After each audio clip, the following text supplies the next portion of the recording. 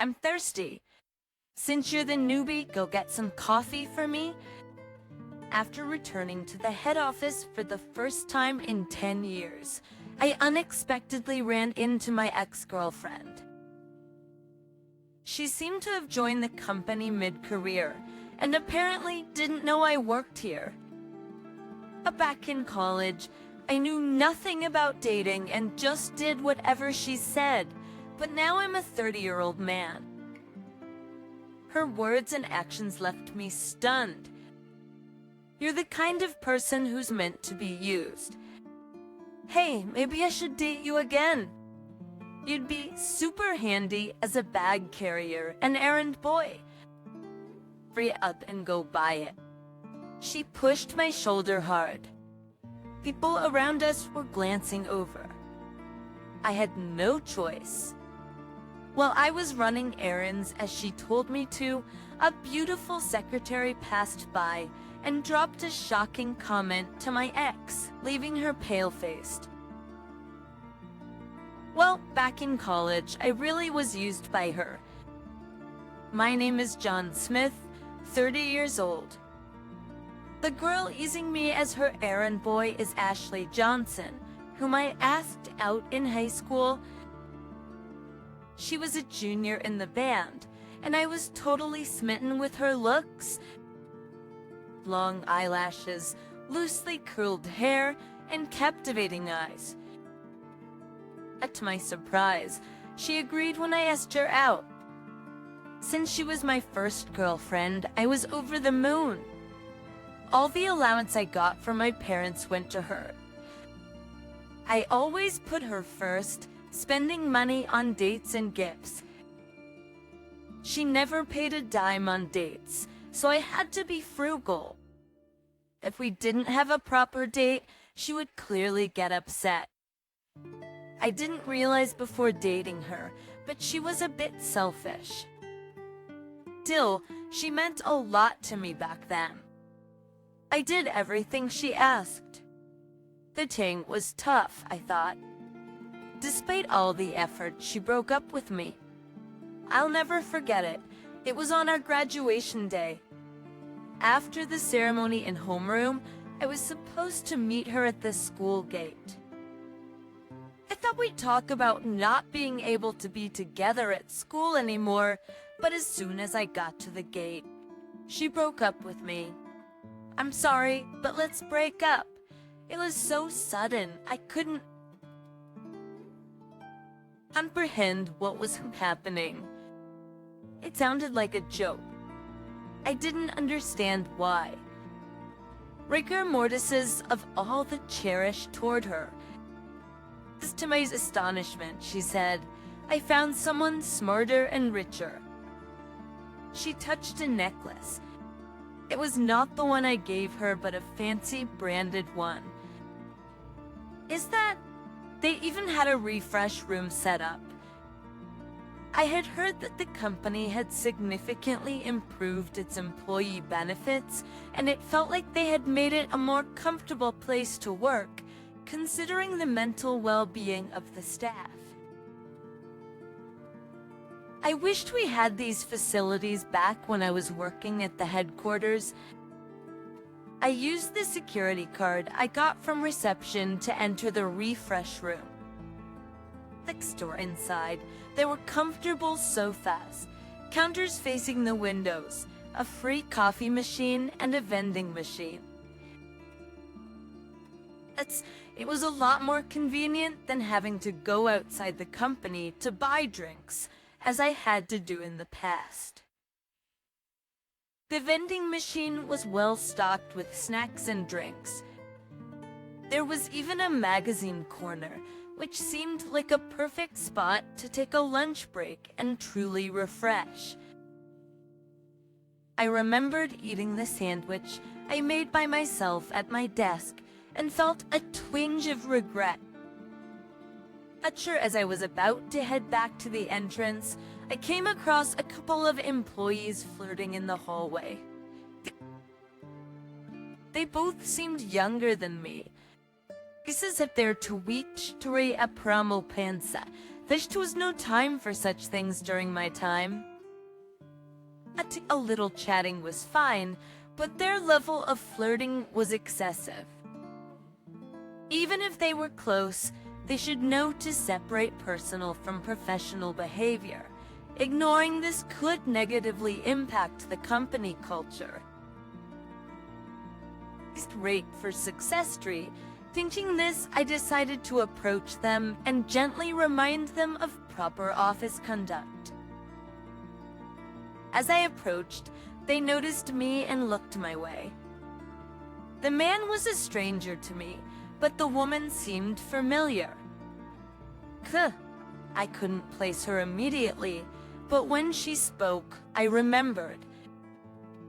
John. Yes, it was Ashley, my high school sweetheart.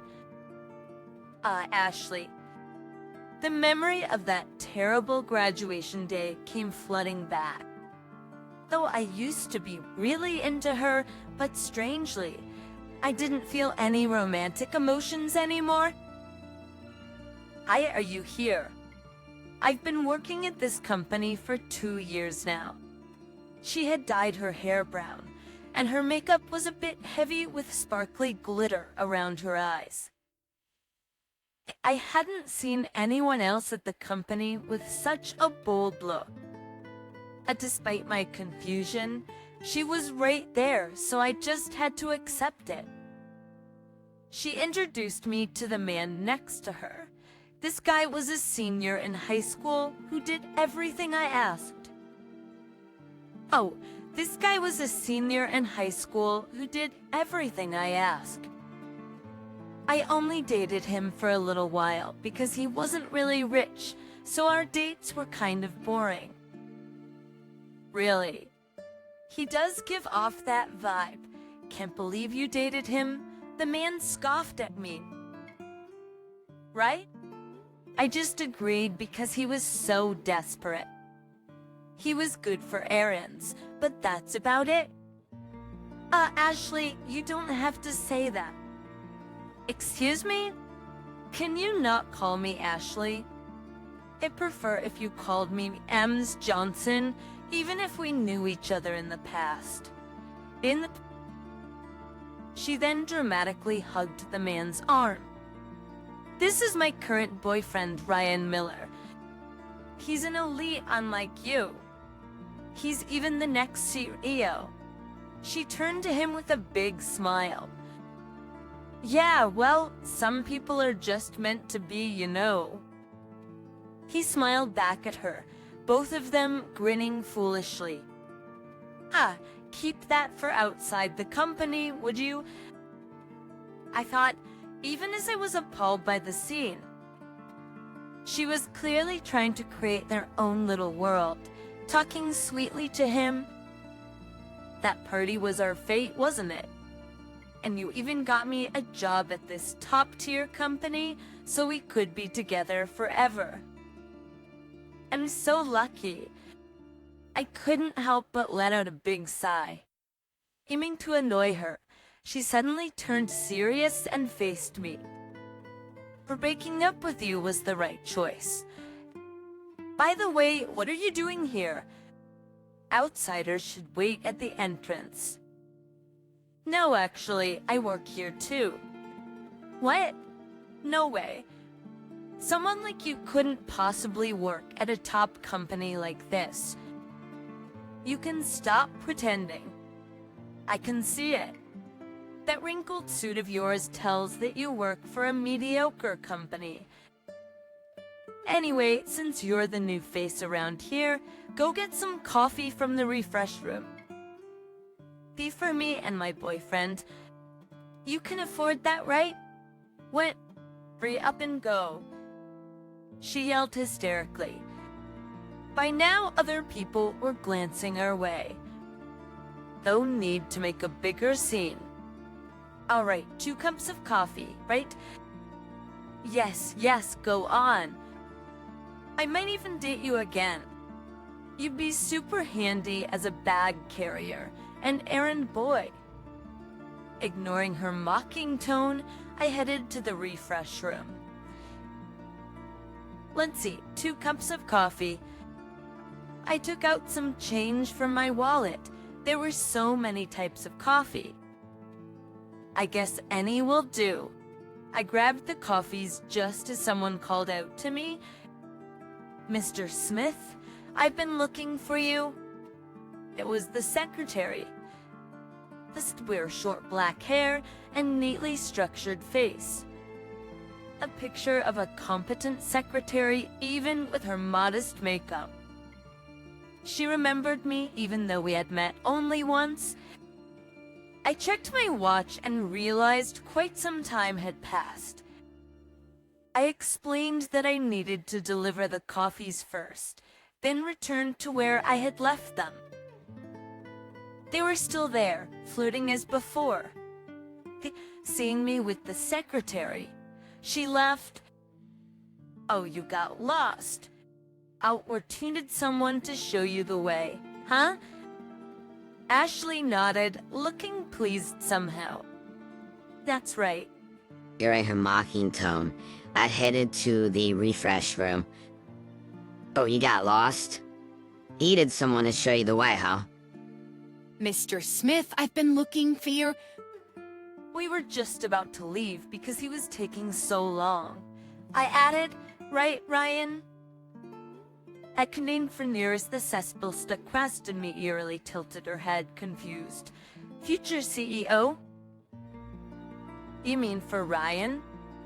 Yes. You must know Ryan's dad is the CEO. That means I'll be the next CEO's wife? Actually, Mr. Smith here is the future CEO. I thought so too, but apparently you weren't aware. No, I said. As the CEO's secretary, I know that Mr. Smith is the designated future CEO. There seems to be some misunderstanding. Let me explain. I detailed the situation to them. The project I was handling, the launch of a subsidiary, was supposed to be handled by Ryan, the CEO's son. It's an experience deemed necessary to become the CEO of this company. However, he vehemently refused. But go to some regional subsidiaries launch? No way. I have things I want to do here. I had tried to persuade him, but it was no use. Just let some underling handle it, he said. The CEO tried to persuade his son, but it was no use. Ryan said he had other things he wanted to do. Regardless of father's trust, he spent every night partying. It was common for him to miss work due to hangovers. Although he was young and given some leeway at first, he didn't participate in the second startup either. At the Gation, I was supposed to return to the headquarters by then, but the CEO personally asked me to take over. My son refuses to go, so I'm asking you, he said. You might want to come back to the headquarters, but you have the experience. Please lead the startup. So I ended up handling the tough task of launching another subsidiary. But when that was on track, the CEO consulted me again. After this launch, we'll start another company. If my son doesn't participate, just be prepared. Prepared for what? In case my son isn't fit to be the next CEO, I might approach you. I was genuinely shocked. First of all, I was still too young to be a CEO. But after hearing the CEO out, I understood. It wasn't about becoming CEO immediately after the launch. I'd return to the headquarters, hone my skills, and build up my abilities. Participating in these subsidiary launches was a minimum requirement for the CEO. And so I went on to lead the third launch. As expected, the son didn't participate. Worse, he forced his girlfriend to join the company. His reputation plummeted, and everyone at the company was worried about the future. Eventually, the CEO gave up on his son. After the third launch was completely finished, I officially received my appointment to work at the headquarters as the next CEO. As if even after I carefully explained everything, Ryan was not convinced. He glared at me as if I were the bad guy. Just because you launched a few subsidiaries doesn't mean you're fit to be the next CEO. I'm the legitimate heir with the CEO's blood in my veins. You can't just waltz in and act all high and mighty because you worked a bit harder. A bit harder. After all the hard work I put in 3 times over, he doesn't even know what effort means.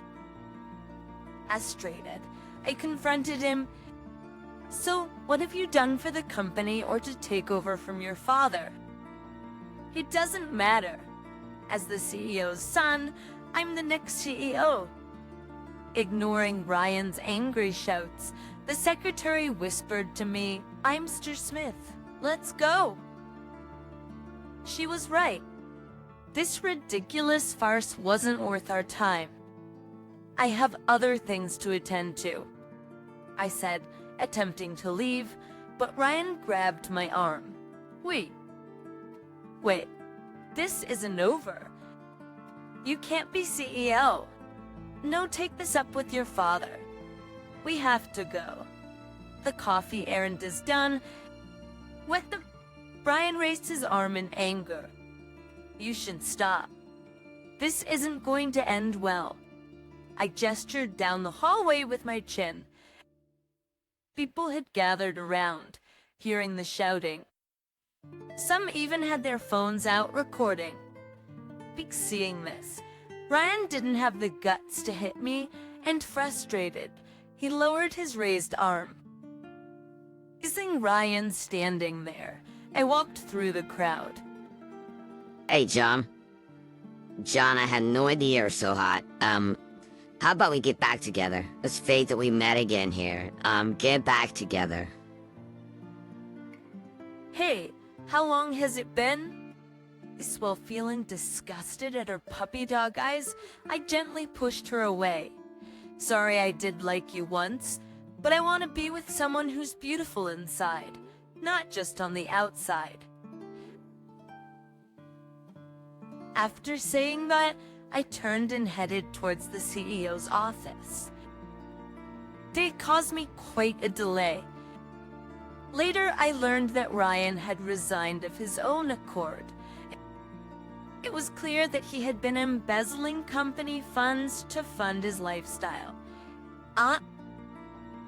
Normally, this would warrant dismissal and possibly legal action, but his father showed him some final kindness.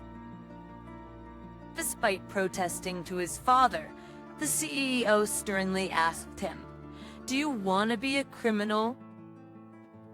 And Ryan, crying, submitted his resignation. As for Ashley, she left the company too, following Ryan. It wasn't surprising.